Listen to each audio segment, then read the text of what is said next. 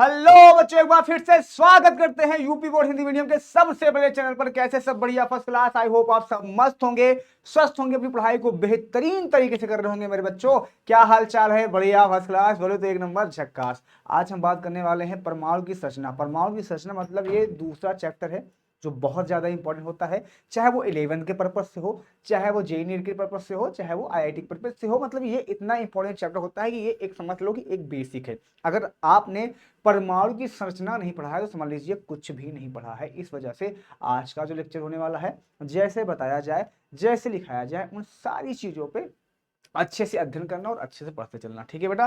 तो कैसे सब बढ़िया, फर्स्ट क्लास जी, बहुत बढ़िया। सभी को गुड इवनिंग बेटा, हमारी तरफ से सभी को good evening, good evening, good evening, नमस्कार। कैसे हैं सब? बढ़िया। सबकी पढ़ाई कैसी चल रही है? पढ़ाई मस्त चल रही है? कोई दिक्कत तो नहीं है? चलो बहुत बढ़िया, पढ़ाई मस्त चलनी चाहिए और कोई दिक्कत भी नहीं होनी चाहिए। एकदम मस्त तरीके से रहिए, स्वस्थ तरीके से रहिए और अपनी पढ़ाई को बेहतरीन तरीके से करते रहिए। और आई होप आप सब मस्त ही होंगे, स्वस्थ होंगे, अपनी पढ़ाई को बेहतरीन तरीके से कर रहे होंगे। तो एक बार स्वागत करते हैं। एक बार चलिए, सारे बच्चे आ गए कि नहीं आ गए? जल्दी बताओ, सारे बच्चे आ गए कि नहीं आ गए, ये बताइए। जी सर, बहुत बढ़िया, सारे बच्चे आ गए होंगे। और आज का जो सेशन होने वाला है, जो बहुत ज़्यादा इंपॉर्टेंट होने वाला है, ये जान लीजिए। आज पूरा इंट्रोडक्शन पे होगा क्लास, और आज हम देखेंगे कैथोड किरणें यानी इलेक्ट्रॉन की खोज कैसे हुई थी, किस प्रकार से हुई थी। इन सारी चीज़ों पे हम बात करेंगे। फिर अगले लेक्चर में हम और सारे लेक्चर में बात करेंगे, इलेक्ट्रॉन की खोज कैसे हुई, प्रोटॉन की खोज कैसे हुई। हम एक नली लेंगे, उस नली में क्या होता है प्रैक्टिस करेंगे, प्रैक्टिस करके देखेंगे, चीज़ों को हम अच्छे समझने की कोशिश करेंगे। ठीक है बेटा? चलिए स्टार्ट करते हैं और देखते हैं सारी चीज़ों को एकदम बेसिक से और एकदम बेसिक स्ट्रक्चर के साथ। तो सबसे पहली चीज़ आती है, चैप्टर का नाम क्या है बेटा? चैप्टर का नाम है परमाणु की संरचना। क्या नाम है बेटा? क्या नाम है? परमाणु की संरचना। चैप्टर का नाम है परमाणु की संरचना। परमाणु की संरचना का क्या मतलब होता है? परमाणु की संरचना, तो देखो तुमको मैं यहाँ पे बता दूं, परमाणु संरचना का मतलब होता है बेटा कि परमाणु की एक तरह की बनावट। इस परमाणु की बनावट के बारे में पूरी इस चैप्टर में बात करने वाले हैं कि जो परमाणु है वो किस प्रकार से बना है, इस परमाणु के अंदर क्या क्या काम करते हैं, कौन कौन लोग रहते हैं। चलते हैं पूरे इतिहास में, और इतिहास में आज इस चैप्टर को हम इस तरह से पढ़ने वाले हैं, समझ लेना कि हम कुछ भी नहीं पढ़े हैं आज तक, और हम कुछ जानते भी नहीं हैं आज तक। हम जो भी कर रहे हैं इतिहास की बातें कर रहे हैं। उस समय पे बात करते हैं कि उस समय पे कुछ भी खोजा वोजा नहीं गया था।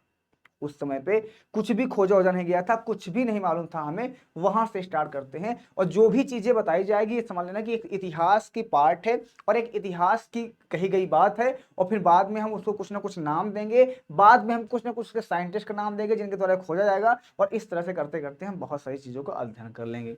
ठीक है बेटा? तो सबसे पहली चीज आता है, सबसे पहली चीज आता है कि परमाणु क्या है। सबसे पहले क्या होता है? परमाणु। परमाणु तो ठीक है, उसके पहले क्या आता है सर? परमाणु तो मान लो हमारे पास है। तत्व क्या होता है? बहुत सारे बच्चों को डाउट होता है, तत्व क्या होता है, परमाणु क्या होता है, द्रव्य क्या होता है, द्रव और द्रव्य में क्या अंतर होता है। इन सारी चीजों बहुत बेसिक चीजें होती हैं, इन पर ध्यान देना होता है हमको बहुत अच्छी तरीके से। और फिर किसने खोज किया तत्व की, तत्व के बारे में किसने बताया, परमाणु के बारे में किसने बताया, है ना, पदार्थ के बारे में किसने बताया। तो सबसे पहले स्टार्ट करते हैं पदार्थ से, और पदार्थ से स्टार्ट करेंगे, उसके बाद हम हर चीजों पे एकदम बेसिक से बात करने वाले हैं। ठीक है बेटा? तो सबसे पहले हम क्या करेंगे? पदार्थ, सब्सटेंस। ध्यान से सुनना, पदार्थ क्या होता है भैया? सब्सटेंस क्या होता है? सब्सटेंस। अब बात आती है सिर्फ पदार्थ क्या होता है, सुनो ध्यान से। ऐसे समझ लो कि जिसके पास द्रव्यमान हो और जो स्थान घेरता हो। बहुत सिंपल सा परिभाषा है। जिसके पास द्रव्यमान हो, दुनिया की चाहे छोटी छोटी बड़ी चीज हो, बड़ी से बड़ी चीज हो, छोटी से एकदम छोटी, इतनी छोटी कि इस समझ लो कि छोटी छोटी जिसको हम अपनी आंखों से देख नहीं सकते, जिसके पास अपना खुद का द्रव्यमान हो और जो स्थान घेरती हो, उसे हम क्या बोल देते हैं? पदार्थ बोल देते हैं। क्या बोलते हैं बेटा? उसको हम पदार्थ बोल देते हैं। समझ गए मेरी बात? हाँ, कि कोई भी दुनिया की कोई भी चीज हो जिसके पास अपना द्रव्यमान हो, द्रव्यमान मतलब उसका खुद का कुछ वेट हो, भार हो, और उसका जिस स्थान पर रखी हो, जैसे ये हमारे पास कलम है, अगर ये रख दी गई तो जितने में रखी गई होगी उतनी स्थान घेर रही होगी, और इसमें कुछ ना कुछ तो द्रव्यमान होगा, यानी भार तो कुछ होगा, कुछ हल्की या भारी तो कुछ ना कुछ होगी। तो इस तरह से हम इसको अच्छे से देख लेते हैं। तो इसको हम क्या बोलते हैं? पदार्थ कहते हैं। इतनी बातें क्लियर हुई क्या? अच्छा, पदार्थ के बारे में हम आते हैं फिर परमाणु के बारे में, कि परमाणु क्या होता है। हाँ, परमाणु जिसको बोलते हैं एटम। देखो एटम जो होता है ये एक ग्रीक शब्द है, ध्यान सुनना, ये एक ग्रीक शब्द है एटम, ग्रीक शब्द है, और जिसका मतलब होता है अविभाज्य, अविभाज्य, अविभाज्य, मतलब जिसको हम कभी विभाज्य नहीं कर सकते, जिसको हम कभी विभाज्य नहीं कर सकते। अब इसका क्या मतलब निकला? देखो सबसे पहले पदार्थ था, तो हमारे जो डाल्टन साहब थे उन्होंने एक कणिका का सिद्धांत दिया था। डाल्टन साहब, डाल्टन साहब, डाल्टन साहब की बात मैं कर रहा हूं। ये एक टीचर थे, पहली चीज तो एक प्रोफेसर थे, अच्छे खासे प्रोफेसर थे। उन्होंने क्या किया, इन्होंने परमाणु के बारे में कुछ अध्ययन किया, ठीक है। तो उसके पहले मैं समझाता हूँ, जैसे पदार्थ हमारे पास है, ध्यान से सुनना, मान लो पदार्थ है, ठीक है। तो पदार्थ को उन्होंने क्या कहा, ये पदार्थ है मान लो एक तरह का, तो इसके अंदर बहुत सारे कण पाए जाते हैं, बहुत सारे कण पाए जाते हैं, बहुत सारे कण होंगे इसके अंदर,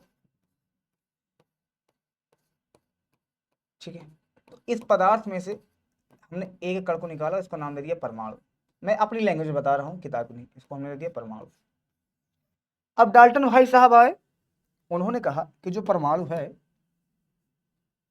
उसको हम कम से कम कितने छोटा कर सकते हैं, कितना छोटा कर सकते हैं, छोटे से छोटा कितना कर सकते हैं, छोटे से छोटा कितना कर सकते हैं। तो उन्होंने तोड़ा तोड़ा तोड़ा, इतना तोड़ा, इतना तोड़ा, इतना तोड़ा, मतलब एक कहानी जैसे समझना, कहानी से वो तब तक तोड़ते गए जब तक उसको फिर अब उसके और पार्ट नहीं किया जा सकते थे। अब उससे ज्यादा वो पार्ट वो तोड़ ही नहीं सकते थे। तो उन्होंने कहा कि परमाणु एक समझ लो पदार्थ का ऐसा गुण है, ऐसी चीज है जिसको ना तो हम तोड़ सकते हैं, ना मरोड़ सकते हैं, और ना तो उसको हम अविभाज्य कर सकते हैं। तो ये हो गया हमारे पास परमाणु। समझ गए मेरी बात? तो ये हो गया परमाणु। फिर एक सिद्धांत आया कि अब परमाणु के अंदर कुछ नहीं होता। भाई डाल्टन ने जो भी बात किया, उन्होंने कहा कि जो परमाणु हमारे पास है भाई, परमाणु को अविभाज्य है, परमाणु को हम तोड़ भी नहीं सकते हैं। अब परमाणु इतना ही होता है, ये अविभाज्य है। और उसके बाद फिर से एक और सिद्धांत आ गया अपरमाणविक का। अब ये क्या होता है सर? हाँ, ये क्या होता है? अपरमाणविक का। कहीं कहीं अपरमाणविक बोलते हैं, कहीं कहीं परमाणु बोलते हैं। अब यहाँ पे हो गई प्रॉब्लम भाई साहब, यहाँ पे क्या हो गई बेटा? प्रॉब्लम हो गई। प्रॉब्लम ये हो गई कि भाई साहब अपरमाणविक कण के बारे में बात किया गया। अब इसी को अब बोलते हैं, इसी को परमाणविक कण बोलते हैं, परमाणविक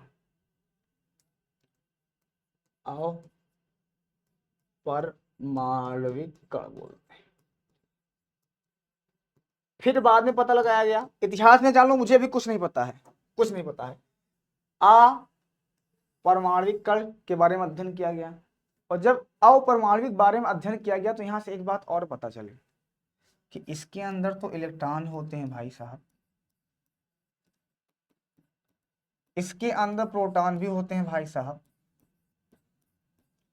और इसके अंदर न्यूट्रॉन भी होते हैं भाई साहब। अब भैया हो गया दिक्कत। इलेक्ट्रॉन खोज, अभी समझ लेना कि इलेक्ट्रॉन प्रोटॉन मैं नाम दे रहा हूं, इतिहास में जब समय ये काम किया जा रहा था उसमें कुछ नाम हम पता नहीं था, किसी को कुछ नहीं पता था, कुछ एक भी चूर कुछ भी नहीं पता था। तो इलेक्ट्रॉन का नाम कैसे पड़ा वो बात की बात है, अभी बताया जाएगा। प्रोटॉन का नाम कैसे पड़ा वो बात की बात है, बताया जाएगा। अभी कहानी की जैसे समझो आप इसको, ये आपस में चल रही है बातचीत और कुछ ना कुछ खोजे जा रहे हैं।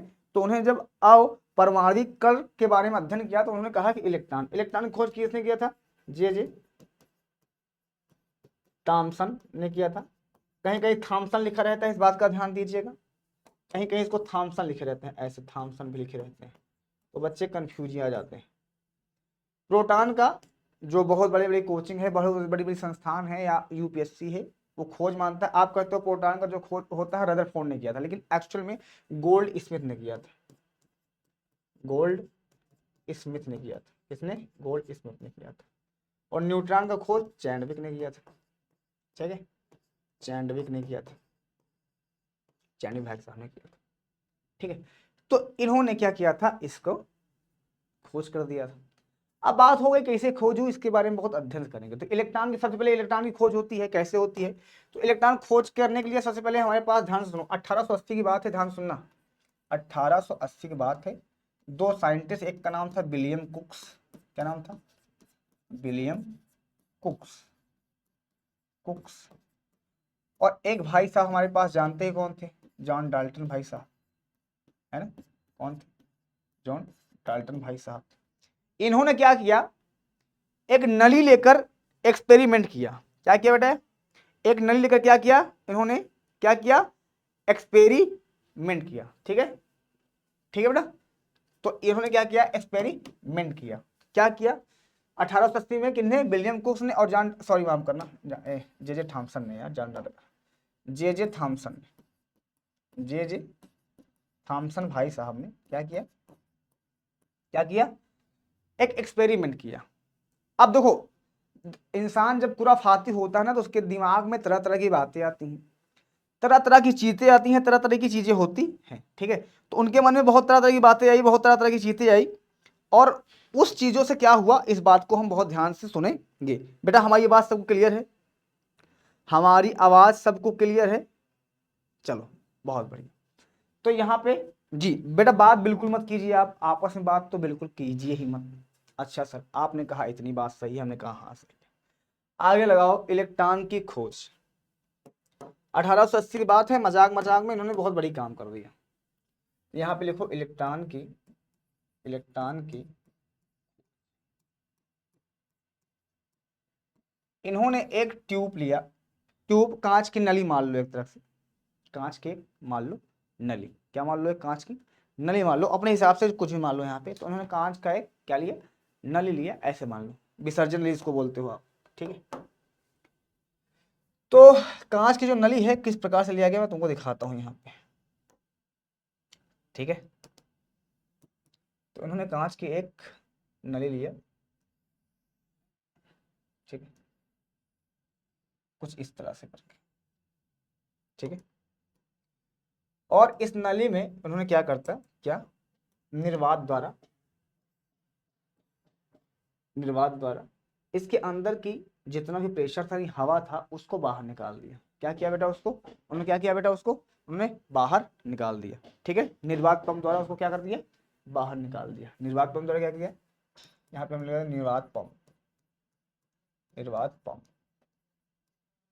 निर्वात पंप द्वारा हमने क्या किया? यहाँ की जितने भी इसके अंदर हवा थी, इस नली के अंदर, विसर्जन नली बोल देते हैं उसको, विसर्जन, विसर्जन नली।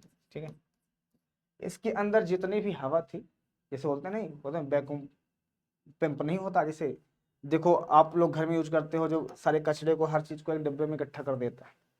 तो इसी तरह उन्होंने क्या किया, इसके प्रेशर को, इसमें जो हवा का प्रेशर था, दाब था, पूरी तरह निकाल के और लेकर आया कहाँ तक जानते हो? 10⁻² mm ऑफ Hg तक। अब ये क्या है? अब कहोगे सर अब ये क्या है? बेटा बातें ना करो, क्लियर। ठीक है, 10⁻³ ऑफ Hg तक लेकर आया, मतलब ये एक तरह का मान लो, अभी बस ऐसे समझो, एक तरह का यूनिट है, क्या है? मात्रक है। ठीक है, एक तरह क्या है? प्रेशर का एक तरह का यूनिट है, ऐसा समझ लो कुछ देर के लिए बस। ठीक है, और यहाँ पे ध्यान से सुनना, यहाँ पे, यहाँ पे उन्होंने एक स्फूर्त दीप पदार्थ भर दिया। अब इसका क्या मतलब होता है? मतलब देखो, पूरा फार दिमाग में चल रहा है, कुछ ना कुछ करते हैं। स्फूर्त दीप पदार्थ क्या बोलते हैं इसको? स्फूर्त, स्फूर्त दीप पदार्थ। इसका क्या मतलब होता है? उस पदार्थ का नाम क्या है? उसका नाम है जिंक सल्फाइड। क्या है? Zinc sulphide. इसका क्या काम होता है? ये क्या होता है, सुनो ध्यान से। इसका काम ये होता है, अगर कोई भी चीज यहां से आकर इस पदार्थ पर टकराएगी, तो पदार्थ ऑटोमेटिक चमकना स्टार्ट कर देगा। इसका सिर्फ इतना सा लॉजिक होता है, बस इतना समझ। उसके बाद यहाँ पे इन्होंने लगा दिया इलेक्ट्रोड, एक यहाँ पे इलेक्ट्रोड लगाया और एक इलेक्ट्रोड इन्होंने यहाँ पे लगा दिया। ठीक है, इलेक्ट्रोड इस तरह से लगा दिया। अब जब इन्होंने इलेक्ट्रोड लगा दिया, तो देखो यहाँ पे होता क्या है, ध्यान से सुनना।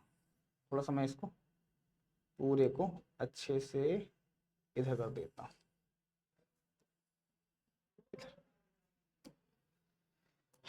इन्होंने क्या किया, यहां से किया, ये हमारे पास कैथोड होता है और ये होता है हमारे पास एनोड। ठीक है, कैथोड जो होता है नेगेटिव होता है, एनोड जो होता है वो पॉजिटिव होता है। ऐसे मतलब पॉजिटिव होता है, कैसा था, पॉजिटिव होता है। ऐसे मैं इसमें माइनस माइनस डाल दे रहा हूँ, माइनस माइनस माइनस माइनस। और दोनों कैथोड के दो तार से जोड़ दिया इन्होंने, ध्यान से सुनिए, दो तार से इन्होंने जोड़ दिया ऐसे, और तार को जोड़ के उन्होंने एक वोल्ट दिया, वोल्टेज दिया। क्या दिया, वोल्टेज। आपके घर में जनरली वोल्टेज कितने का होता है, तो आप कहोगे हमारे घर में सर 240 वोल्ट आता है और उसी को मैं यूज करता हूं, लेकिन यहाँ पे ऐसा कुछ नहीं था। यहाँ पे इन्होंने 10,000 वोल्ट दिया। कितना दिया बेटा, 10,000 वोल्ट दिया, 10,000 वोल्ट दिया। और 10,000 वोल्ट देने का मतलब जानते हो कितनी ऊष्मा, कितनी गर्मी निकली होगी, बहुत ज्यादा गर्मी निकली होगी, बहुत ज्यादा यहाँ पे ऊष्मा निकली होगी। मेरी बात समझ में आ रही है कि नहीं आ रही है, जल्दी बोल दो। हाँ, स्फूर्दीप पदार्थ बोल दो इसको, चाहे आप बिटवा, चाहे प्रदीप्त पदार्थ बोल दो, जो तुम्हारा मन करे। प्रदीप्त पदार्थ बोल दो, हमें कोई दिक्कत नहीं। प्रदीप्त, प्रदीप्त पदार्थ। प्रदीप्त पदार्थ का मतलब है कोई चीज अगर आके टकराएगा तो ऑटोमेटिक यहाँ से जलना चमकना स्टार्ट हो जाएगा। अब होता क्या है इस बात का बहुत ध्यान से सुनना, अब होता क्या है इस बात का बहुत ध्यान से सुनना। जब 10,000 वोल्ट दिया गया तो यहां से जो कैथोड है यहां से कुछ निकलती हुई चीज दिखाई दी। अब पता नहीं क्या चीज थी वो, किसी को नहीं पता है, क्योंकि उस समय तो नाम किया नहीं गया था। तो यहां से निकलती हुई कुछ चीज उन्हें दिखाई दी। क्या दिखाई दी, यहां से निकलती हुई कुछ चीज यहां से दिखाई दी और जाके सामने टकराती दिखाई दी, सामने टकराती दिखाई दी, ऐसे सामने जाती हुई दिखाई दी। और जैसे ही, ध्यान से सुनना, जैसे ही यहां से निकलने वाला जो चीज था, पता नहीं क्या था, पहले इलेक्ट्रॉन तो नाम दिया नहीं गया, यहां पे जैसे आगे टकराया वैसे ही ये चमकने लगा। क्या होने लगा, चमकने लगा। अब जब चमकने लगा ये, तो सब देख कर दंग हो गए। अब देख के दंग हो गए तो उन्होंने सोचा भाई ये क्या हो सकता है, कुछ पता ही नहीं था। कौन थे साइंटिस्ट, जे थॉमसन और विलियम्स कुक। किस सन की बात है, 1880 की बात। अच्छा भाई, अब बाद में पता चला भाई ये जो निकल के जा रहा है, जब इसको कोई नाम नहीं मिला तो एक नाम दिया गया, क्योंकि कैथोड से किरण निकल रही थी। कहां से निकल रही थी, कैथोड से निकल रही थी। वो कहां जा रही थी, इधर साइड में जा रही थी, कैथोड से निकल के इधर जा रही थी, इधर कैथोड से निकल रही थी और इधर जा रही थी। तो उन्होंने कहा कि इसका नाम जो है कैथोड किरण रख देते हैं। क्या रख देते हैं, कैथोड किरण रख देते हैं। उन्होंने इसका नाम क्या रखा, कैथोड किरण रख दिया। ठीक है, क्या रख दिया, कैथोड किरण। अच्छा भाई, बाद में तो जे थॉमसन ने इसका नाम इलेक्ट्रॉन रखा, पहले इसका नाम क्या था, कैथोड किरण। तो कैथोड किरण कैसे गमन कर रही है, सीधे मार्ग में गमन कर रही है। अब वो तरह तरह के प्रैक्टिकल करते जाएंगे, तरह तरह चीज करते हैं। उसके बाद फिर से ध्यान से सुन, क्या होता है, उन्हें अलग अलग तरीके से। अब देखो, हम तो पहले बता दिया कि माइनस हो गया, ये प्लस हो गया, ठीक है, माइनस से प्लस की ओर जा ही रहा था, ये भी आप जानेंगे। उन्होंने एक काम किया, जो यहाँ पे प्लेट थी, प्लेट मतलब जो हमारे पास कैथोड था ना, कैथोड था ना यहाँ पे कैथोड, उस कैथोड की प्लेट में उन्होंने छोटे छोटे छेद कर दिए, छोटे छोटे छेद कर दिए। अब जब छोटे छोटे छेद कर दिए, ध्यान से सुनना, जब छोटे छोटे जैसे चलनी होती है ना, छन्नी, छेद कर दिए, तो यहां से जो इलेक्ट्रॉन यानी जो यहां से कैथोड किरण जा रही थी सीधा यहां पे ये और ज्यादा उजाला हो गया। इसका मतलब किरण बहुत ज्यादा आना स्टार्ट हो गई थी। अच्छा भाई, अब बात किया गया, उन्होंने एक काम किया और, अब ये जो कैथोड किरण यहां से इधर जा रही है, तो इसके क्षेत्र के अंदर उन्होंने सेम, ध्यान सुनो, सेम एक एक एनोड को यहां पे लगाया उन्होंने, सुनो, एक कैथोड को इधर लगाया उन्होंने माइनस का, और पॉजिटिव एक इधर लगाया उन्होंने, एनोड को इधर लगाया उन्होंने। ठीक है, अच्छा भाई, तो एक चीज देखने को और मिला कि जो किरण, ध्यान सुनना, जो किरण सीधी जा रही थी वो अब प्लस की ओर मुड़ने लगी, वो अब प्लस की ओर मुड़ने लगी, वो अब प्लस की निकलने लगी।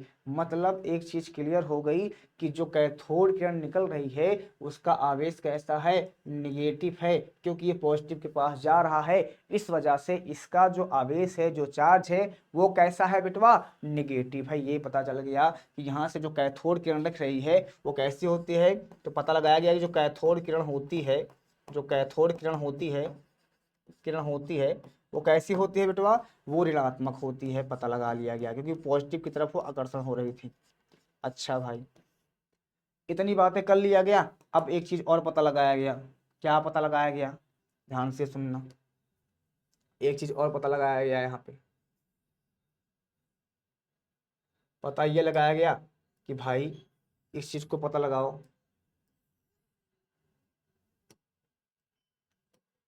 तो दिक्कत तो हो ही जाती है।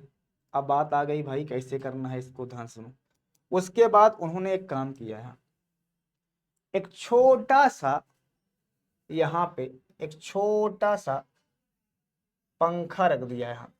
क्या रख दिया, पंखा रख।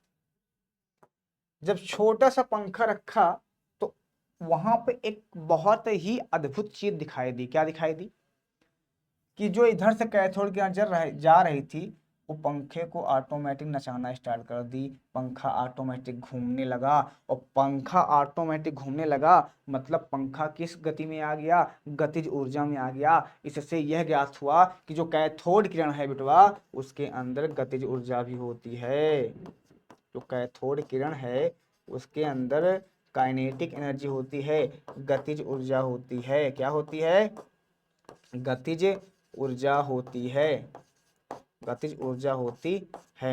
इसी तरह कर करके बहुत सारे चीजों के वो उन्होंने प्रैक्टिकल किया भैया। उन्होंने देखी बहुत सारी चीजों को कर करके उन्होंने क्या किया, प्रैक्टिकल किया, और बहुत सारी चीजों के बारे में उन्होंने अध्ययन कर लिया। अब अध्ययन करने के बाद एक चीज तो क्लियर हो गई कि यहां से जो निकल रही है वो कैथोड किरण है। बाद में जे थॉमसन भाई साहब ने इसका इलेक्ट्रॉन का नाम दिया, लेकिन यहां से जो एक निकल रहा है कण उसको हमने कैथोड किरण कह दिया। कैथोड किरण क्यों कहा, क्योंकि ये कैथोड के से बाहर जा रही है। क्या इतनी बातें समझ में आ गई, जल्दी बोलो। क्या इतनी बातें समझ में आ गई, जल्दी बोलो, जल्दी बोलो। यस सर, हाँ, बहुत बढ़िया। फिर उन्होंने क्या किया, उन्होंने एक काम किया, यहाँ पे चुम्बक रख दिया। एन और एस के पोर्शन में उन्होंने क्या किया, साउथ और एन के पोर्शन में किया। अब इसको रखने पे उनको एक चीज और पता चल गई कि जो इलेक्ट्रॉन यहाँ से निकल रहा है उसके अंदर क्या होता है, वैद्युत क्षेत्र भी होता है। क्या होता है, वैद्युत क्षेत्र भी होता है, वैद्युत आवेश भी होता है, या उत्पन्न करता है। ऐसा समझ लो इसको, एक कहानी तरह हम बता रहे हैं, बस कहानी समझो। इतनी बातें समझ गई मेरी बात, कहानी तरह समझो। ये सारी खोज कर दी है, ठीक है। यहां तक क्लियर है, जल्दी बोल दो। यहां तक सबको क्लियर है, जल्दी बोलो भैया। हाँ, हाँ। कि क्या करती है, दूसरी चीज क्या हो गई भाई, दूसरी चीज क्या हो गई यहाँ पे, दूसरी चीज होती है जो कैथोड किरण होती है वो क्या होती है। देखो कैथोड किरण जब आपने यहाँ रखा तो यहाँ से सीधा जा रही थी। तो जो कैथोड किरण होती है वो सीधे रेखा में गति करती है।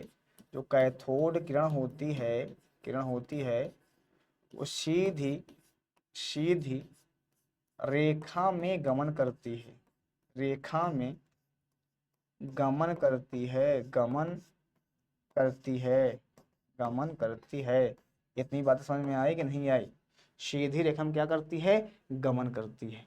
जल्दी बोलो यस सर क्लियर हो गया, जल्दी बोलो यस सर क्लियर हो गया। हाँ जी, हाँ जी, चलो बहुत बढ़िया। हम्म,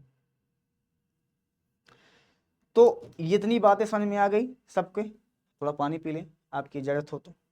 यस सर, आ गई है, आ गई पक्का, किसी को दिक्कत तो नहीं है। तो कैथोड किरण ये हो गया। उसके बाद बस बात को सुनते जाओ, बस बात को सुनते जाओ, सब समझ में आ जाएगा। फिर 1897 में जे थॉमसन भाई साहब क्या किए, ध्यान सुनो।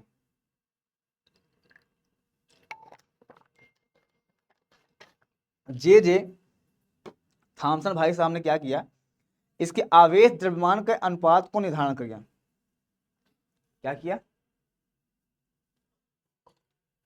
ये तो पता है तुम्हें कि कैथोड किरण को ही इलेक्ट्रॉन का नाम दिया गया, किसने दिया था, जे टॉमसन भाई साहब ने, जे थॉमसन भाई साहब ने दिया था। इस पर हम बहुत डिटेल में बात करेंगे। अभी अभी ये समझ लेना कि हम हिस्ट्री पढ़ रहे हैं, कैसे क्या क्या घटनाएं हो रही है। पहला लेक्चर बहुत बेसिक होगा, बहुत सही चीजों के बारे में नॉलेज देना है, बस इतना समझ लो कि बहुत सॉफ्ट में पढ़ना है, बस इतना समझ लो, ठीक है।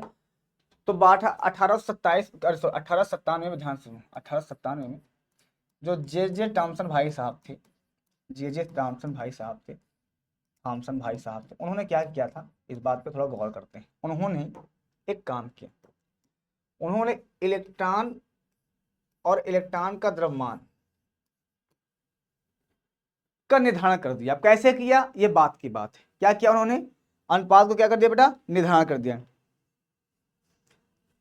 क्या कर दिया उन्होंने, इलेक्ट्रॉन के आवेश का क्या कर दिया, निर्धारण कर दिया, निर्धारण कर दिया। अब पता नहीं कैसे किया होगा। अब देखो ये अभी आगे का पार्ट है कि इसकी वैल्यू किस तरह से निकाली जाती है, कैसे निकाली जाती है, आगे के पार्ट में हम इसको बहुत अच्छे से ड्राइव करेंगे, आगे के पार्ट में हम इसको बहुत अच्छे से देखेंगे। लेकिन अभी सिर्फ इतना समझना है तुम्हें कि इन्होंने क्या किया था, इलेक्ट्रॉन के जो है,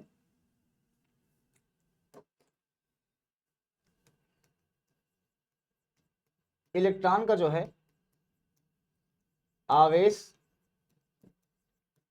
तथा द्रव्यमान के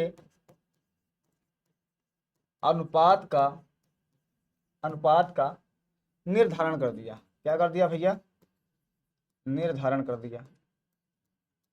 और निर्धारण किया तो उन्होंने क्या बताया, ध्यान से सुनो। उन्होंने लिखा E/m, ई फॉर इलेक्ट्रॉन, वही समझ लो, ठीक है, m फॉर इसी का द्रव्यमान भैया, इसी का द्रव्यमान, समझ गए, क्लियर है, कोई बात, कोई दिक्कत तो नहीं है। हाँ, तो उन्होंने निर्धारण किया, क्या निर्धारण किया कि जो E/m होता है, देखो ये कहीं ना कहीं से तो आई होगी, ये तो क्लियर है, ये वैल्यू कहीं ना कहीं से तो आई होगी भाई, समझ में आया, ये वैल्यू कहीं ना कहीं से तो आई होगी, इतनी तो सबको पता है, ऐसे डायरेक्टली तो आएगी नहीं, है ना। होता है, वो होता है 1.71 इंटू 10 के घाते 11 कूलाम प्रति किलोग्राम, क्योंकि इलेक्ट्रॉन का आवेश कूलाम होता है और द्रव्यमान का किलोग्राम होता है। इतनी बातें क्लियर है, जल्दी बोल दो, इतनी बातें क्लियर है, 1.75, इतनी बातें क्लियर है सबको, जी सर, इतनी बातें क्लियर है कि इन्होंने क्या किया कि एक इलेक्ट्रॉन आवेश और द्रव्यमान के अनुपात का निर्धारण किया। अब ये कैसे किया है, पूरे इलेक्ट्रॉन का चक्कर कैसे लगाता है, पूरे इलेक्ट्रॉन का आवेश क्या होता, किस वेग से इलेक्ट्रॉन नाचता है और त्रिज्या कितनी होती है, सब बात आगे आप पढ़ोगे। लेकिन अभी इतना समझो कि इतिहास में हमें कुछ नहीं पता था, बस उन्होंने क्या किया, जे टॉमसन भाई ने कुछ ऐसा एक्सपेरिमेंट किया और इलेक्ट्रॉन और उसके द्रव्यमान के बीच का उन्होंने अनुपात का निर्धारण कर दिया कि जब इसको, इसके अनुपात का निर्धारण होता है वो 1.75 इंटू 10 के घाते 11 कूलाम प्रति किलोग्राम के बराबर होता है। फिर एक साइंटिस्ट आए हमारे, उन्होंने बताया, क्या बताया, जिसका नाम मिलिकन का तेल है ना, मिलिकन भाई साहब को जानते हो ना, मिलिकन, मिलिकन तेल की बूंद से उन्होंने इलेक्ट्रॉन के आवेश का निर्धारण कर दिया था। तेल के बूंद से उन्होंने क्या किया था, इलेक्ट्रॉन का निर्धारण किया था, इलेक्ट्रॉन के आवेश का। तो उन्होंने कहा था इलेक्ट्रॉन का जो आवेश होता है वो होता है 1.6 इंटू 10 के घाते -19 कूलम, और इलेक्ट्रॉन माइनस में होता है तो ये भी माइनस में हो जाएगा। तो जनरली अगर बात किया जाए तो इलेक्ट्रॉन का आवेश कौन निकाला भैया, मिल्कन भाई साहब ने तेल की बूंद का एक्सपेरिमेंट किया और यहां से इलेक्ट्रॉन बराबर निकाला माइनस का 1.6 इंटू 10 के घाते -19 कूलम, ये निकाल के रख दिया हमने। यहां तक क्लियर है, जल्दी बोल दो यहां तक क्लियर हो तो। हाँ भाई साहब, तो मिल्कन ने तेल की बूंद का क्या किया, प्रयोग किया और यहाँ पे एक्सपेरिमेंट, अब इन्होंने एक्सपेरिमेंट किया, ये अपने आप, ये अपन के मैटर की बात नहीं कि इसको कैसे पढ़ना है, क्या चीज है, क्या किया था, बस इतना समझना है कि उन्होंने इस तरह से मैटर को सॉल्व किया, इस तरह से उन्होंने चीजों को बनाया। अब कहोगे अच्छा भाई, हमने कहा हाँ ये बात तो क्लियर है। अच्छा, जब इन्होंने इलेक्ट्रॉन का आवेश इतना निकाल दिया, क्लियर है सबको, जल्दी बोलो, क्लियर है सबको, जल्दी बोलो, जल्दी बोलो, सबके कमेंट दिख रहे हैं हमें, हाँ चलो, ठीक है, बहुत बढ़िया। तब हमने क्या किया भाई साहब, तो हमने एक काम कर दिया, तो हमको ऑलरेडी ई अपान एफ मिला था, ई अपान एम पहले से मिला था 1.75 इंटू 10 के घाते 11 कूलाम प्रति किलोग्राम था। इलेक्ट्रॉन का आवेश हमने दिया रख, ध्यान से सुन, इलेक्ट्रॉन का आवेश हमने रख दिया तो हुआ क्या, ध्यान से सुन, इलेक्ट्रॉन का 1.6 इंटू 10 के घाते माइनस का 19 बटा ये नीचे आ जाएगा 1.75 इंटू 10 के घाते 11 बराबर m आ गया। इसको जब सॉल्व किया गया तो आया 9.1 इंटू 10 के घाते माइनस का 31 किलोग्राम। ये आ गया m का मान, ये आ गया इलेक्ट्रॉन का द्रव्यमान। क्या आ गया बेटा, ये इलेक्ट्रॉन का द्रव्यमान निकल के चला आया। दिस इज द इलेक्ट्रॉन का मास, समझ में आ गया, इलेक्ट्रॉन का द्रव्यमान निकल के चला आया। और इलेक्ट्रॉन का द्रव्यमान क्लियर है यहाँ पे, जल्दी बोलो यस। इलेक्ट्रॉन का जब द्रव्यमान निकल आया तो इतने में उनको काम हो गया। क्या इतनी बातें सभी को क्लियर है, जल्दी बताई दो। तो देखा किसने किया, विलियम्स को भाई ने और जे थॉमसन ने 1880 में क्या किया, 1880 में एक एक्सपेरिमेंट किया था विसर्जन नली को लेकर, जिसमें 10,000 वोल्ट उन्होंने दिया था। इसकी कहानी, इसकी थ्योरी भी पूरा लिखवाएंगे और परिभाषा सही लिखवाएंगे, इसमें क्या क्या हानि हुई, क्या क्या लाभ हुई, उन सारी पे। लेकिन आज का जो लेक्चर था बेसिक था एकदम, और इस बेसिक लेक्चर के अंदर एक बात को हमेशा समझो कि इसको आप एक इतिहास में हुई एक घटना समझो, उस घटने से कुछ निष्कर्ष निकला, उस निष्कर्ष का हमने जब पालन किया तो उसमें हमें पता चला कि ये बहुत इंपॉर्टेंट चीज़ें हैं और ये बहुत आसान चीज़ें हैं हमारे लिए। समझ गया क्या मेरी बातें? हाँ, बहुत बढ़िया। चलो, तो तब तक के लिए बाय बाय, टेक केयर, मिलते हैं नेक्स्ट क्लास में। हाँ, और आप अच्छे से पढ़ाई करते रहिए। ये एक इंट्रोडक्शन वीडियो था, और नेक्स्ट चैप्टर यानी नेक्स्ट लेक्चर में जो होगा पूरा एकदम डीप में और एकदम बेफिक्र यानी बे इम्तिहान तरीके से बताया जाएगा। तो मिलते हैं नेक्स्ट सेशन में, तब तक के लिए बाय बाय, टेक केयर।